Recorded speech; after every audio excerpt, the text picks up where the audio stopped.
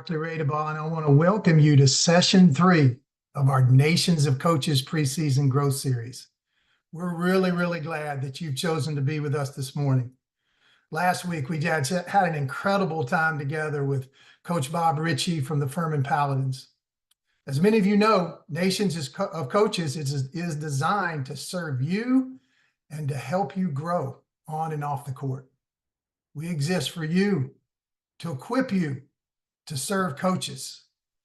At Nations of Coaches, our mission is to see coaches and all that they influence impacted for the glory of God. Our vision is to equip coaches to leave a legacy of excellence. And we try to do this by serving, connecting, and equipping. We've been around for about 20 years, and we understand how important it is in our ever-changing profession to grow and to continually stay current, cutting edge, to be a lifelong learner. So before this morning, before we introduce Coach Borrego, I wanted to take a moment just to pray as a basketball family, those that love coaching, for all those that have been affected by Hurricane Helene. So bow with me for just a moment before we get started.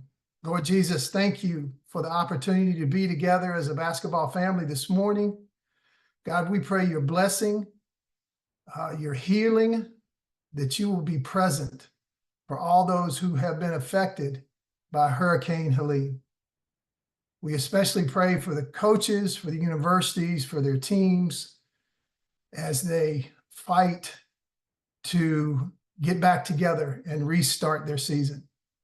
We pray your blessing and your healing on all those affected. In Jesus' name, amen. We are thrilled. I'm thrilled this morning to have Coach Borrego with us.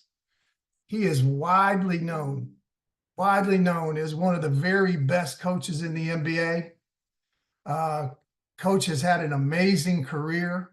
He's currently the associate head coach of the New Orleans Pelicans. He served as the head coach for the Charlotte Hornets for 4 years and just did an amazing job with that team. I got to watch them play a lot. He's been part of 2 world championships with the Spurs. He's had an unbelievable career. He and his wife, Megan, have 3 children, Grace, Nicholas, and Zachary. Good morning, Coach.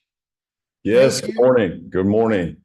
Good morning. Thank you for being with us. Coach is in Nashville at the Pelicans training camp and got up this morning to be with us. And Coach, we're just thrilled. How was the first couple of days of training camp?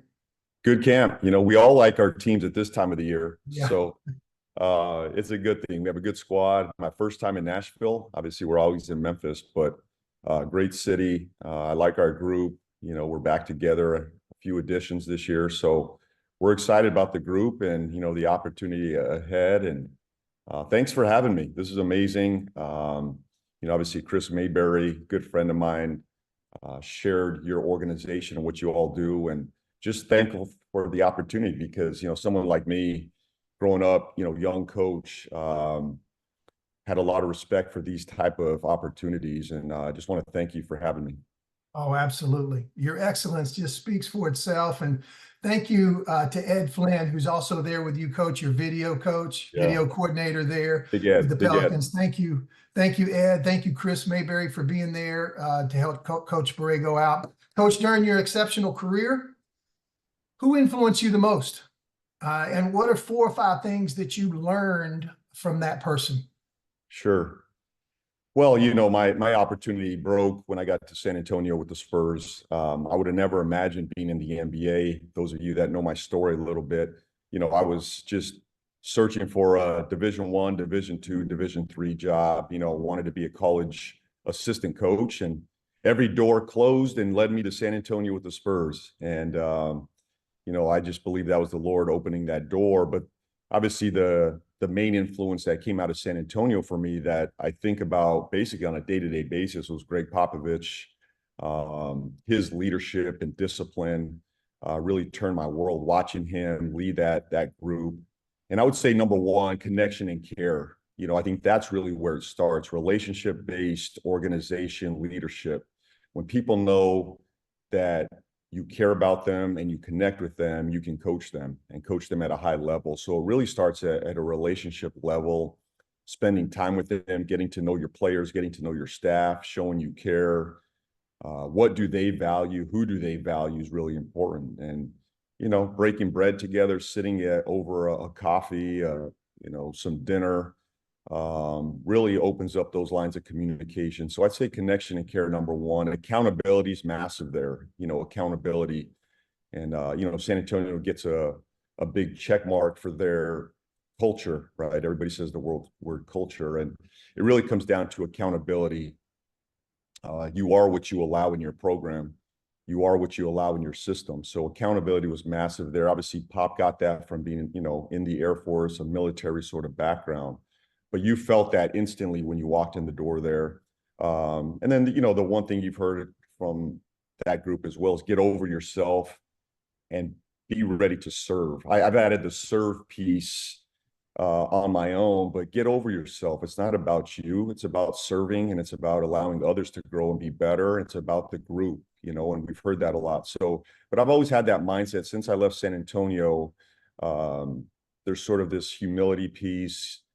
There's a bigger agenda here, and it's not about you. It's about serving others, and that's something I took from San Antonio. Coach, you've been doing it a while, and obviously with great success. What's been your why? Why did you jump in this? Why did you choose this profession? What's been your why? Well, the profession was huge for me. I grew up in a single parent home. My mom, Lydia, who's an amazing prayer warrior. She's probably praying for me right now. She's an amazing lady. Raised my sister and I by herself. Single parent home, west side of Albuquerque, working 3-4 jobs. Watching her grind every day to put food on the table and give me opportunities, my sister opportunities, was amazing. But I didn't have a father figure. And for me, it was coaches. I was very fortunate. We were very fortunate. My mom started putting me in sports. My mom didn't play sports. My father didn't play sports. But for some reason, my mom thought, boys play sports. So she put me in soccer, baseball, football, basketball. And I was very fortunate that even at a young age, I had very good coaches. And then all the way through high school, Mike Brown, John Wisnett, I got to see men that were coaches modeling what a father looks like, modeling what a good, husband looks like, father looks like, leader looks like. They taught me discipline, structure. So I always had my eye on coaching. I always felt like I wanted to impact other people's lives the way my life was impacted. I thought it may be at the high school level. I wasn't sure. I got to the University of San Diego and said, I may want to do this college thing. But as you know, and everybody on this call knows, this is a tough profession to get into. You got to have opportunities. You got to get breaks along the way. And as I said earlier, those doors closed for me at the college level. But the goal was always to coach, throughout those days. And Brad Holland was another great mentor for me at the University of San Diego, a man of faith, a family man. And I just wanted to have the same impact on others, and the thing I'm always striving to do as a coach is pull out the greatness in all of us. Every one of us on this call, every player, every staff member has greatness in them. It's about us pulling it out. And that's what gets me up every morning. I love the X's and O's, and it's great. And we'll talk X's and O's. The thing that motivates me every day is, how do I impact lives? How do I change lives? And that ultimately changes, our communities, our world. And obviously having a faith background, for me, it's massive to interject some faith in there, because obviously I wouldn't be here today, without my faith and what God has done for me. So I try to give back and have that sort of perspective. Absolutely. Coach, you were the head coach of the Charlotte Hornets, did a great job. We got to see a lot of your team down here in Charleston, just on cable TV, and just enjoying watching your team play. What are 3 or 4 things you took from there that have impacted you moving forward? Well, it's a great opportunity again, I would have never imagined being a head coach in the NBA, but I've been very fortunate. Love my time there. You know, I had 4 years as a head coach. We grew every year, improved by 10 wins the last 2 years. Had the team on the, on the cusp of playoff basketball, and really proud of what we did there. And, I've been able to reflect the last couple of years, what did I learn? What would I do better? And what did we do well? And, the number one thing is development, number one, that all of our players, no matter what stage they are, whether they're young, old, vets, they can develop. Staff can develop. Always having a mindset of development, growth, a mindset of curiosity, building a program of curiosity where players grow and develop, staff members grow and develop. I think that was at the forefront of our program. If you have that mindset, no matter what, your program's always going to be moving forward. So maintaining a spirit of curiosity along the way. Find your system and believe in it and live it every day. I think most of us, I've been around a number of programs, and even for myself early on as a head coach, you're trying to find your way, find your identity. But once you find it, hold to it, establish it, live it every day, and hold people accountable to it. And I think ultimately what I learned there is that players want accountability. They want structure. They may fight it, just like our kids, my kids, right? They fight structure. They fight that a little bit.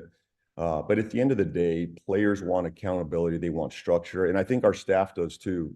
One thing I learned as a head coach, moving from, one seat over, I learned that it's as important to manage your staff as it is to manage your players. And managing players nowadays, especially at the NBA level, and I think it's even becoming that same way at the college level, that's a chore in itself. There's a lot going on. There's money on the table. There's contracts on the table. Managing egos, expectations, roles, other voices in people's heads, whether that's agents, family, managing that's a lot.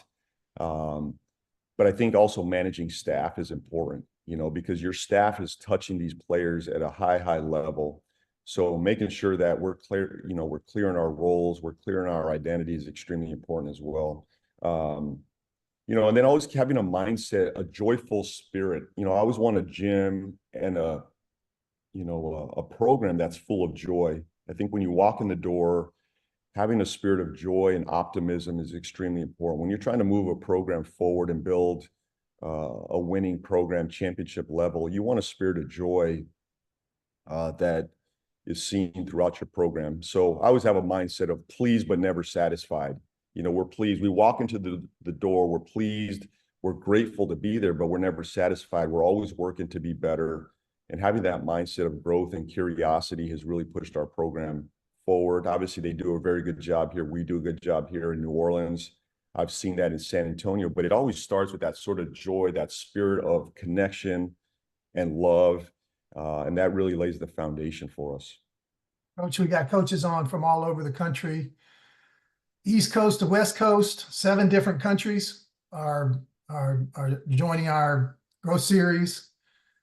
Words that you've mentioned so far: connection, care, accountability, get over yourself, serving, development, curiosity, joyful spirit. We're hearing these from great coaches across the country, and we're starting to see the fundamentals of success. So, Coach, what are 3 or 4 of your daily disciplines you've experienced success at the highest level? We have coaches on here from all levels. And what are 3 or 4 of your daily disciplines for you that have led to your success as a coach during your career? Well, I think this is really important for leaders along the way. I've learned that I'm always better. I grow myself when I have structure and discipline in my own life, and, I have a family. There's a lot going on in life, but being structured about my day and staying disciplined allows me to keep my mind in a good place, a healthy place, and keeps me accountable. So, for me, prayer is extremely important. It's the thing I start my day with. It sets the tone for my day, my mindset. Reading's extremely important for me. The way I grow every day is I read something I'll read novels, I'll read books, I'll read, different articles. Obviously, the word, we'll get into that as well. But for me, if I want to continue to grow as a leader, as a husband, as a father, or as a human being, I think reading is extremely important for me. So I start my day with prayer, reading, even before I wake my kids up. I'm into a book or some type of reading. I do journal. I wish I was better or more consistent. That's an area of growth for me, is journaling, writing down. And a lot of this for me is journaling on gratitude for what I'm thankful for, because I get lost in my own thoughts, my own way. You get frustrated along the way, whether things aren't going well with your team, life happens, family happens, but a journal of gratitude every single day, I think, has been a good mindset for me. I think exercise and walking is really good for me. Walking is the thing I've done more and more. I think my knees can't really take the runs anymore. But I think, getting out there, being in nature has been really important for me, just to clear my head, clear my mind. I think you're out there with, praying, listening to some music, a podcast, just being out in nature clears my mind. It allows me to think on my own, even if it's a 30-minute walk, just to escape, get away, breathe. Just allows me to continue to be disciplined for the day or start my day. So, and then the last piece I would say is trying to find an accountability partner, someone that you can go to consistently to hold you accountable. If you're struggling, that could be a life coach, that could be a therapist, that could be, a friend, some type of mentor, someone in the church. I think those have been big for me. A faith perspective, someone that can pray with you along the way. And that doesn't have to be a massive list, but we should all have a go-to 1, 2, or 3 people that you can go to, pick up the phone and call and say, hey, I'm struggling in this area. I need help in this area. I think that's something that's been valuable for me as well. Coach, I try to run every afternoon, and I'm sticking with that. I call it a run. My neighbors might call it a walk, but I'm sticking with it that it's still a run. So we'll see. Thank you for that. All right, Coach, it's yours. I am so excited. I've already got a page of notes. I hope coaches across the world are taking notes. That's great wisdom from you. It's all yours. Let's learn some offensive basketball. You're one of the best. So you got it from here. Well, thanks for having me again. And, please jump in with questions. I wish we were all together doing this. I think that makes it a little more impactful, but we'll jump right into it. I'll share my system a little bit.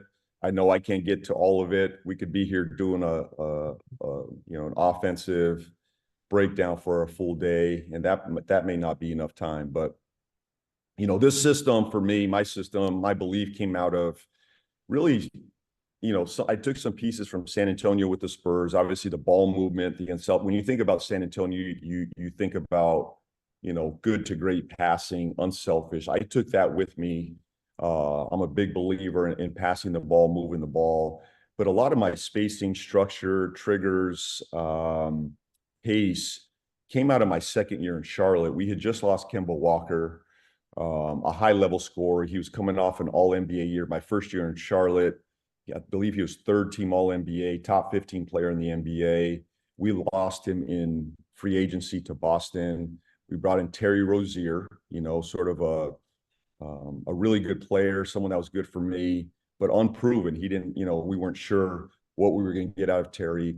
And Devontae Graham was one of our best players, if not our best player that year, But it was really that year of not knowing how we were going to score that led me to figure out with my staff. I mean, my staff deserves a lot of credit here. How are we going to score in the NBA after losing such a potent player like Kemba Walker? And, I pushed our staff and I looked at, how do we get better? And it really started by valuing, let me see if I can pull this up. Started by looking at, I'm going to share my screen, everybody, here in a second, if I can. Can we see that or not yet? Are we okay there? Yes, we're good. Okay. So for me, we started with saying, okay, what shots are valuable or most valuable in the NBA? Whatever that is for you, I would say build your system, find the most valuable shots for you and your system, and then go replicate it. Find ways to replicate these shots. Really, an offensive system to me is about what shots do you value and how do we go get those shots. For us in the NBA, as you can see, the free throw line is the most important or most valuable shot. 2 free throws, 1.57 points per shot per possession. The rim is 1.4. Obviously, you want to live at the free throw line, live at the rim. So how do we get there? You know, that's extremely important. The other area is corner threes, 1.16, 1.19. That's what this system is built on. How do we create spacing and opportunities and rim pressure to get these shots? These are the most valuable. Our player development, if you walked into our gym, we are taking these shots, we're working on these shots, and then we're drilling how to create these shots. So really my system was built on how do we get here? This is really where I started. Again, I encourage coaches to go back and say, okay, how do I get those shots in my own system and then replicate it? For me, in our system, and hopefully everybody could see this. Are we okay on that? You know, Yes. it really starts with shot selection for me. So offensive system number one, I value free throws, rim, and three. So everything you see in our program replicates this. Our drill work, our PD work, our plays, our sets, our triggers, which I'll share a little bit more about, are there to produce free throws, rim, and three-point attempts. And it really comes down to rim pressure. We got to find pressure on the rim. You coaches on this call know this. Our defenses are most vulnerable at the rim. It produces easy shots, offensive rebounds, kick out threes. And so that's what our offense tries to produce. We love catch and shoot threes. Last year, we were number 4 in the NBA in three-point percentage. And that was really built out of catch and shoot threes. We call them Brady's. When you touch the paint and kick it out, that catch and shoot three is called a Brady. We really value that. I think you can get catch and shoot threes without touching the paint. That's extremely important. We'll have another term for that, which I call dart. Those are darts when you do not touch the paint and create a catch and shoot three. We value those players that can do that. So we'll drill that consistently. The second piece of this is having an offense, building an offense that lives in pace. So we are a no-huddle offense. When you think about a football team, a no-huddle offense, we're always at the line of scrimmage. We always want pressure on the defense. We're not getting back into a huddle and calling a play. 60 to 65% of our offense, and I'll share that here in a minute, which what I call flow, is a no-huddle offense. Make or miss, we want to play with great pace. If we have an advantage, basketball, go play. 3-on-2, 2-on-1, 2-on-2 in transition, to me says advantage, go play. If no advantage, okay, we're going to outlet the ball to the nearest man. If the 5 is ahead of the ball, he's going to take the rim. If the 5 is even or behind the ball, we're going to start 5 out. If he's ahead of the ball, we're going to start 4 out. So I live in 4-out spacing or 5-out spacing consistently. Basically, all 5 players can be in all 5 spots, other than the 5-man. And the 5-man consistently lives in the trail spot, rim spot, elbow spot. He's going to live in those areas. This year with the Pelicans, we're going to move the 5 around a little bit. We can talk more about that in a second when we talk about spacing. But in general, I like having 4 guys that can play in slots, corners, on either side of the floor with a 5-man that's in trail. And as I said, if the 5-man's ahead of the ball, he takes the rim and opens up the floor even more. Spacing is king for me. So, you know, to build these shots and get these shots, I would encourage all coaches to figure out your spacing, make it as simple as possible, make it as consistent as possible, and then drill it every single day. To me, spacing is king. So we get to extreme corners. We live in corners a ton. We open up the floor. We're in high slots. I did something interesting this year. I've always talked about spacing, but I've never actually measured the court to say, what is the perfect spacing for us? And what I'll share with you is what I have found. I don't know if people can see it on the board, but what I have said is I like between slot and corner, my perfect spacing is 29 feet. So that's a ton of space to drive it, kick it, make plays. I'd like it to be 29 between the slots, but I think we're too tight on the sideline. I have found that that's 26 feet in general to open up the floor. So we have spacing on the floor, we have X's on the floor, we demand that guys are in those spaces every single possession unless you have a clear advantage. So 29 feet between corner and slot to slot about 26 feet. And we demand that our guys are in those spots and they're making plays.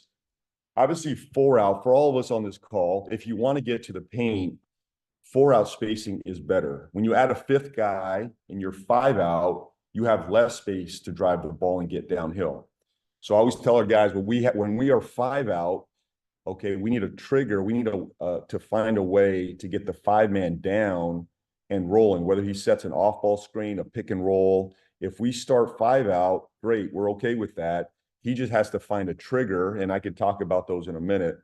He has to find a trigger to then put pressure on the rim from there. But we always want to end a possession in general in 4-out spacing because we just allow the court to open up even more. Obviously, 29 feet, 26 feet is a ton of space. And, you know, when we give our players, all of our players, all the teams we're coaching on this call, if you give your players that type of space, my guess is they're going to make good plays. The other thing with consistent spacing, it allows for better decision-making. I had one of the youngest teams my last year in Charlotte, one of the youngest teams in the NBA, I think 2 or 3. We led the NBA in assists, and we were one or two in the NBA in assist to turnover ratio. What that said to me and what we drilled every day was valuing space. And when guys know that when I drive it, it's X or Y on my decision making, they make better decisions. They make quicker decisions and they make better decisions. It's all built out of spacing, but it really changes our decision making when you have consistent spacing along the way. The other thing is the play after the play. For all of us, no matter what set you run, whatever set I run, whatever trigger I run, we're not going to score on that initial possession. So what do we do after that? And I think when I watch a lot of offenses, including mine, you know, hopefully it's in the past, how do we continue to keep the gym moving and find pressure when we don't score on that initial action? So this is extremely valuable. We want to exhaust the entire 24-second shot clock. At the college level, I believe it's a 30-second shot clock. So the play after the play. So it's that final 6-7 second possession that we still want to keep pressure on the rim. We want to have structure. For me here in New Orleans, obviously in Charlotte, we had 3 things that we would go to and that we continue to go to put pressure on the rim for the last 6 to 7 seconds. I don't want to be a team that says, okay, we tried something first, we died out, and we don't have a go-to to finish the possession. So that's really important. The last piece of the system is just second chance opportunities. I think everybody on this call would value that. We're in corners a lot, so we demand that our guys crash. Anyone below the free throw line is crashing. Sometimes that's 2 guys, sometimes that's 3. Rarely do you get a fourth, but 2 to 3 guys on each possession is crashing the board to tip a ball out. And out of corners, it's extremely important that you crash through the elbows. So we say crash through the elbows. Shot goes up, you're in corners, you crash through the elbows to tip out balls, especially if you're shooting a ton of threes. Our goal this year is to shoot about 40 threes with our Pelican team. So there's long rebounds. You want to get to the elbows. And even if you don't get the ball out of the offensive rebound, it tends to put you in good transition defense balance going back the other way. So get through the elbows, get to the middle third of the core, and now play from there. So that's sort of our overall system generally. I break our offense up into 5 chapters and teach it this way. We drill it this way. Our players know it. So advantage basketball for me is what we term quick strike. That came from the Carolina Panthers. Watching them, my time in Charlotte, they had a term for their 2-minute offense called quick strike. And we call that advantage basketball. Those of you that have good defenses on this call, you turn teams over a lot. You should be really efficient in this area. We are trying to become more efficient this year with the Pelicans in playing advantage basketball. We're working on this, but we should be really efficient in this area, getting good shots at the rim or really good three-point attempts on the perimeter. So this is creating offense off your defense. 3-on-2, 2-on-1. As I said earlier, 2-on-2 is an advantage in transition. 3-on-3 is an advantage in transition. We've got to be efficient in this area. And a lot of this is, I created a turnover, long rebound, block shot, any type of advantage going the other way. And I think we all have those drills that we can work on. Right now, we have a drill that's 4-on-3, 3-on-2, to make good decisions. But we value getting rim and three in these opportunities. This is an area of growth for us this year as the Pelicans. We were top 7 last year in half-court offense. We were about 15th last year in this sort of advantage transition basketball. We call that quick strike. I would work on this, once a day, maybe for, 5 to 10 minutes. I think this demands attention by all of us, especially if you're a quick strike team. Secondly is flow. I talked about this earlier. 60 to 65% of our offense, my offense, is going to live in this world of flow. And this is make or miss. So make or miss, we're going down. We don't have a clear advantage, right? Defense is set, bodies are in front of us. What are we running? How do we keep pressure on the defense when they're back? I don't want to sit there and call a play. I will help the players with a trigger, but I would work on this every single day. We work on this every single day. What are we in? And for young teams, I would suggest 3 to 5 triggers. A trigger meaning a drag screen, an off-ball screen, a double drag, a pistol set, some quick trigger action that keeps pressure on the defense consistently.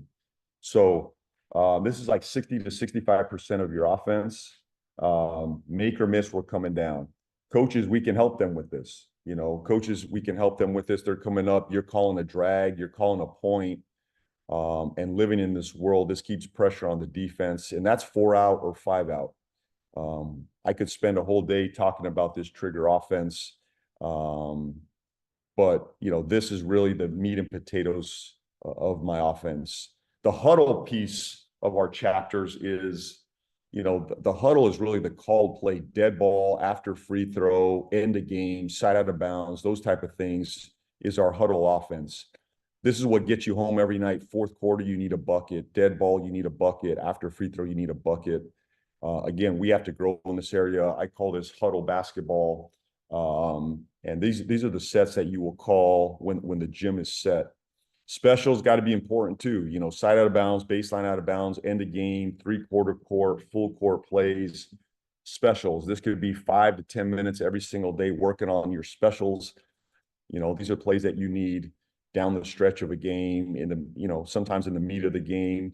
For us, one area of growth is side out of bounds. So we're going to work on these specials consistently throughout the day as well. And then don't neglect this last piece. I think you can work on the play after the play every single day, because no matter what you run, what gets you home every single possession is our play after the play. Having 2 or 3 triggers or sets, or plays that you like to go to on the play after the play. As I said, we have 3 things that we do that bring us home on the play after the play every single possession. Okay. Let me get to some rules here now. The rules for us in our system are ball crosses half court at 20 seconds. So for us right now in our training camp, if the ball doesn't cross half court at 20 seconds, it's an automatic turnover. So again, we want to be outlets up the floor, outlets at free throw line and above. 20 seconds or above, we want to be crossing half court. That keeps pressure on the defense. And then sprint to spacing. We demand that our guys sprint to spacing, that they get up the floor. And then this is massive for us, finding a trigger.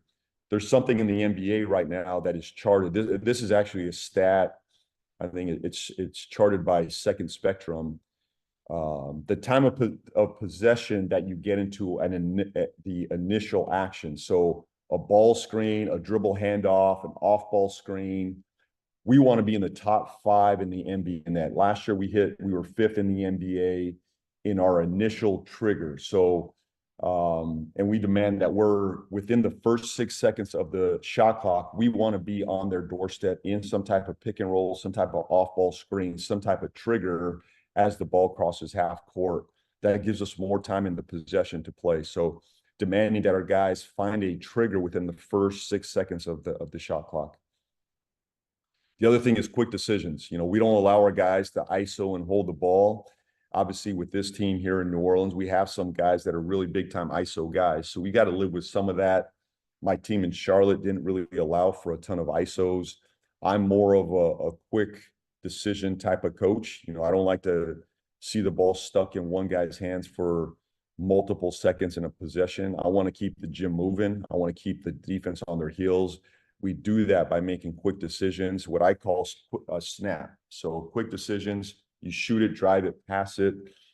Even this year, I've added screening to it, getting into a screen quicker, getting out of a screen quicker. That's really important. So helping your players make quicker decisions, being decisive about their decisions allows to keep pressure on the defense. So shoot it, drive it, pass it, screen it. And then the last piece, another rule, one of our final rules is we all crash free throw line and below. We do crash through the elbows. When we do rebound the basketball off an offensive rebound, our term is spray it for 3. So number one, we're looking for a wide open 3. I think if you charted your second chance 3-point shots right now or looking at last year, my guess, and this holds true throughout the NBA, the 3-point percentage goes up for us in the NBA on a second chance opportunity. So when an offensive rebound happens, kick out 3, that shot, that value is extremely high. So we call it spraying for 3s. It's a high opportunity 3-point shot. The other one is cutting off of offensive rebounds. So putting pressure on the rim with one cut guy, and you can designate that guy. We will designate a guy to cut to the rim on an offensive rebound or spray it for 3s. Again, that should produce the type of shot you want. Let's see here. Okay, now let's get into the player development. The only thing I'll say here, I mean, we can spend again another hour, 2 hours on player development. My system, our system, you should be able to walk into a coach's gym and see their player development happening, skill development happening, and tell you what they value in their system. So everything we've talked about system-wise should be reflected in our player development system. You're not going to see a lot of mid-range pull-ups being worked on in our gym. You're not going to see a lot of, ISO one-on-one type movement in our gym in our player development program. Everything we do in our player development program, skill development, should reflect what we're trying to do in our system. So that's extremely valuable. One thing that's valuable for me as a head coach is having someone that oversees that, having a player development coordinator. I don't know if that makes sense for all levels. I think we have, different staffs on this call. Some have bigger staffs than others. Sometimes head coaches have to be the player development coordinator, and that's okay. But having someone that oversees this department will allow your system to grow. Someone that's responsible for every player's development plan. To see your system grow, I would encourage you to have a plan for every player. So whatever 3 or 4 things you want each player to work on, I would implement that with them, sit down with them, give them those areas of clarity and direction. Work in sync with the player. Oftentimes in our systems, players are working with another coach, so we have multiple coaches here. We have a player development coordinator, but it's linking up with the coach that's working directly with the player. So everybody's on the same page. Head coach is on the same page. Everybody knows that what's valued in the system. Having weekly meetings keeps us all accountable. So tracking players' development, their numbers, their shot selection. The last thing I'll leave you with here in player development, having some trackable numbers. We value 3-point shooting. So one of the things we track in our player development is what we call a Pelican 100. So players are going to shoot 100 consistent threes every day or every other day. And we're going to chart that to see where a player is struggling, where they're shooting it well. It holds them accountable. The other thing is a finishing 50. So we have a Pelican 100, what I call finishing 50. All of us on this call, we know the one area that our players can grow is in finishing. If we want to value the rim, we should work on finishing. I go into many gyms, high school gyms now. I have a son that's playing high school basketball, and even my middle school son. And you walk into a gym, and what's everybody working on? They all start at the three-point line, jacking tough shots, taking that. Nobody's working on finishing, not at a high level. So I would always start, let's work on finishing first and have a system of 1 foot finishing, 2 foot finishing, different type of finishing drills that is charted for 50 shots every single day. It shows you value it. Guys are getting better. Are they better 1 foot finishers, 2 foot finishers? That's one little tip I would give you is working on the 100 3-point shooting, and then maybe like a 50 finishing drill to finish up. That's incredible. I ran out of ink. I had to get out a second pen. Just incredible information. A couple questions for you, just quick. I know you got a busy day there in training camp. Talk about defensive transition. I love the idea of everybody below the free throw line is crashing, but sometimes that's going to be your guards with the Pelicans. So help us just quickly on defensive transition, your thoughts on that as we have everybody below the free throw line crashing the glass. Yes, yeah, for sure. So yeah, a lot of times you're going to have your 2 and your 3 in corners, right? And you got to get out of corners. So that's valuable. A lot of times your point guard is going to be above, and sometimes he's below as well. It just depends. But, I think that's why it's extremely important to get out of corners into what we call the cattle. Get into the cattle middle third. That puts you in better transition defense. Above it, we got to get back. So anybody that's free throw line and above, we got to start to make our way back to transition. And that's likely in general, Barclay, that's 2 to 3 players in general, I would say. There's enough guys to get back. But what I value right now are possessions. In general, if you win the possession game in basketball, I'd say 8 out of 10 games you're going to win. If you win the board and you get more shots on goal than your opponent, I think that says I have a better shot to win the game.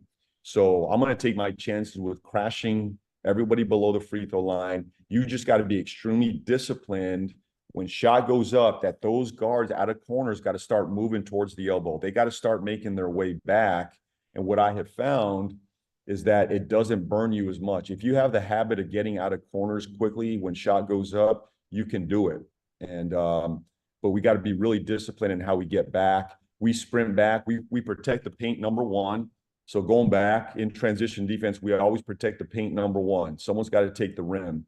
Secondly, we got to take ball. We hold our fist up to declare ball. So we got rim covered, we got ball covered. Everybody else is filtering through the middle third of the court, building our defense inside and out. If you drill this every day, it's possible to be a very good offensive rebounding team and a very good transition defense if we have the discipline to do it. Absolutely. I've always thought that offensive rebounding is such a grand opportunity for extra possessions, and I found it undercoached and a valuable tool offensively. Yeah, Thank you, Coach. We drill that, Barclay. We drill that. We Yeah. have a little drill where we, we don't have time to go through it right now, but some type of drill. It's a shooting drill with two players on one side of the floor. Shot goes up. The corner guy crashes through the elbow, and he's getting back in transition defense. Coaches can get creative with this, but I think it's a big part of my system, and I would encourage coaches to really dig into this as well. Offensive rebounding for sure. Coach, this has been absolutely incredible. Thank you. Thank you for your time. Thank you for the information. Thank you for your organization and just blessing us this morning with this information. So we wish you the best. I'm a big Pelicans fan. and hope you guys have an incredible year. And thank you for your excellence, both on and off the court, and your commitment to coaching the right way. And we'll be praying for you, Coach, and praying for the Pelicans. Thank you. Appreciate you. Thanks for having me. Thank you. Absolutely. Thank you. Absolutely, Coach. Okay, let's go to our Nations of Coaches character moment. Super excited to have Roger Adams with us today. He's a longtime character coach in the West Virginia area, certainly a man of great excellence. And I'm really, really excited about what Roger is going to share this morning.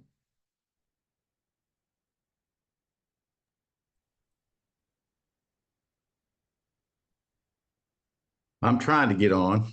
Okay. They don't want to see my face apparently. So there we are. There we are.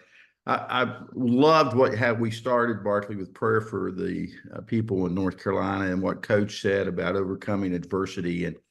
And I'd like to ask our coaches today, what do you do with adversity? What do you do when life gets tough? I was just watching a video of a family that literally a lady watched her mom and dad go into the water and her little child. What do you do with that? How do you handle that?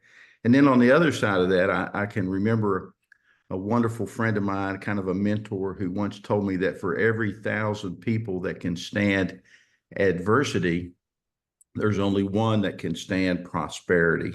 And that brings me to, how do we deal with those things in life? And how do we deal with, many of you have lost your job. How do you deal with that?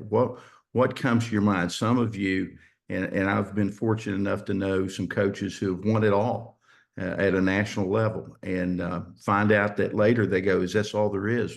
How do you deal with the swings in life? How do you deal with the great disappointments? How do you handle the great prosperity or great fortune that comes upon you?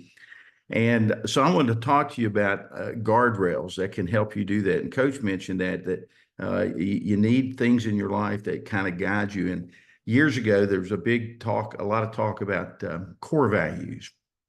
And I've come to understand what those mean. My grandson was born with a condition called arthrogryposis, where these arms don't work very well, and he couldn't crawl because he couldn't keep his arms out. He couldn't put his arms out to hold himself up. And he learned to sit on his backside and scoot with his legs, and it built up his core, and he could stand. He could go from sitting to standing, and now he's a great runner. He has this incredible core strength. And I think there's spiritually a part of us that need to develop core values, and how you develop those core values are incredibly important. It's defined, a core value is defined in the dictionary as fundamental ideals or beliefs that guide you personally, or in a corporation, guide them corporately. And so they are guardrails, so to speak, that when we come up to a question, we come up with an answer because we've already decided in our life, these are our guardrails. We're not going to go over those. We're going to continue to uphold our core values. And core values are non-compromising. You don't come up to a question in life and you go, well, I'm going to change it here. No, you decide what your core values are before you get to the situation that you need to deal with. I wrote a little booklet years ago called Answering the Question Before It's Asked, and it was designed for young coaches because I had met a number of coaches who had gotten in trouble with the NCAA, who had cheated, and they were trying to get ahead, and they forgot who they were, and a lack of core values led them to do things that eventually cost them dearly. And so I would share with you my core values, and I want to share with you that I have 3 basic core values. One is to honor God. The second is to take care of myself. And the third is to respect others. Now, where did I get those core values? Well, I think there's a number of places you can find core values, but being a man of faith, I found those in the scripture, and I found them in the 10 Commandments.